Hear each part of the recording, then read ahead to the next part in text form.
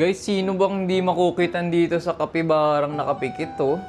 So guys, ito na nga yung follow-up natin doon sa gift ideas for badminton players. Ito yung sinasabi ko sa inyong kapibara. Tingnan nyo naman, no? Ang cute niya sobra, nakapikit, matutulog. Kapag binili nyo to, may ganito siya. May box pang special. May explain ko sa inyo bakit siya nakabox. Kapag nakuha nyo, nakadapa siyang ganyan. Pero maganda nga dito, kaya nire-recommend ko to for badminton players. Kasi kaya niyang mag-curl ng ganyan. Para nga siyang yayakap guys sa mga raketa niya sa likod. Sabi ko nga last time, order ako ng kapibara tsaka nitong Black Dragon. Ito na siya guys, napaka-angas. Grabe. Last time namin i-comment Raccoon yun guys. Ito na yung panda natin. Nahin natin tong dragon. Same lang din sa kapibara na i-stretch siyang ganyan. Nakabit na, siguro kaya to hanggang 3 racket. Pag nakasuot, grabing angas ko. Para kang may pet niya, no? Dagdag charisma yan, plus 50. Feeling ko, arborin ko na lang tong kapibara. Ang cute niya. Ganyan!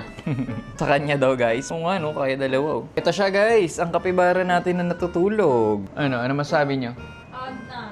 Agnes, no? Ito nga guys, kaya pala to nakabox kanina. Ito yung tagti 300 pesos. Ilalagay ko na lang din sa yellow basket to. Pero yun yung mga normal na yun, 200 lang yun. May normal din na kapibara na 200. Ito, kaya siya 300 kasi nga meron siyang ganito, panghatak. Yun.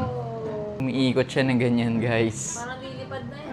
Parang lilipad. Alam niyo yung para sa Doraemon. Plus 100 pesos lang, may extra ng feature na ganyan. Cute na nga siya. Meron pang cute na buntot. So, lalagay ko na lang tong dalawang to guys sa yellow basket ko dyan sa baba. Marami kayong pagpipilian dun sa tag to 200. Dun sa tag to 300, parang tatlo lang yung option nyo. Check nyo na nga lang guys and balitaan nyo na lang ako sa comment section.